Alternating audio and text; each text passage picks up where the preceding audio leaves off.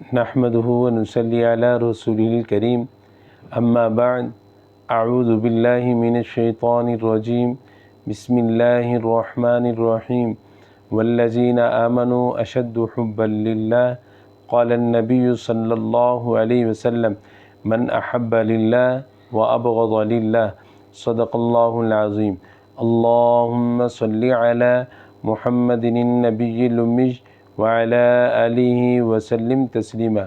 اللہ رب العزت نے انسان کو دنیا میں بھیجا اور کامیاب انسان وہ ہے جس کے دل میں اللہ کی محبت آ جائے، اور اسی طرح رسول اللہ صلی اللہ علیہ وسلم کی محبت آ جائے، اور ان دونوں محبتوں کا مقصد رضائے الہی ہو۔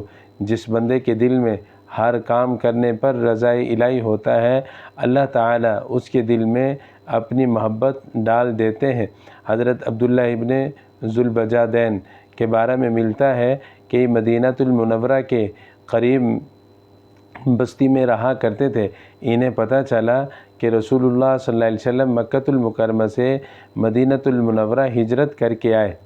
جیسے ہجرت کر کے آئے تو یہ بھی گھر سے چپکے سے مدینہ مسجد نبوی میں آئے اور رسول اللہ صلی اللہ علیہ وسلم کے پاس کلمہ پڑھ کر اہل اسلام میں شامل ہو گئے۔ گھر آئے تو چپکے چپکے سے سارے ارکان مکمل کیا کرتے تھے، لیکن جیسے ہی رسول اللہ کا ذکر گھر میں ہوتا فوراً متوجہ ہوتے کہ میرے نبی کا ذکر ہو رہا ہے۔ گھر والوں کو شک پڑا تو والد نے پوچھا، عبداللہ کیا تم نے کلمہ پڑھ لیا ہے؟ تو کہا جی میں کلمہ پڑھ لیا۔ کہا پھر دو کاموں میں سے ایک کام کرنا ہے، یا تو پھر ہمارے گھر رہو، اگر ہمارے گھر رہنا ہے آبائی دین کو قبول کرو، نہیں تو پھر اس کے بعد اگر رسول اللہ کے پاس جانا ہے گھر چھوڑ دو۔ کہا میں گھر چھوڑنے کے لیے تیار ہوں۔ کہا تن پر جو کپڑے ہیں یہ بھی ہمارے ہیں۔ تن والے کپڑے بھی اتارے۔ بیوی سن رہی تھی، ظاہر ہے شوہر غصہ میں تھے، ان کی بات سنتی رہیں۔ جیسے ہی حضرت عبداللہ باہر نکلنے لگے تو ایک چادر باہر حضرت عبداللہ کے ہاتھ میں تھموا دی۔ انہوں نے چادر لی اور اس کے دو ٹکڑے کیے، ایک ٹکڑا نیچے اپنا سطر ڈھانپا، دوسرا ٹکڑا لیا اپنا جسم ڈھانپا، اس لیے انہیں ذوالبجادین کہا جاتا ہے۔ تو نبی علیہ الصلاۃ والسلام کی خدمت میں آئے، آقا علیہ الصلاۃ والسلام کی نظر پڑی، بڑے ہی خوش ہوئے، کہا انہیں اصحاب صفہ میں شامل کر دو۔ قرآن پڑھنے والوں میں یہ بھی بیٹھ گئے، قرآن پڑھتے رہے۔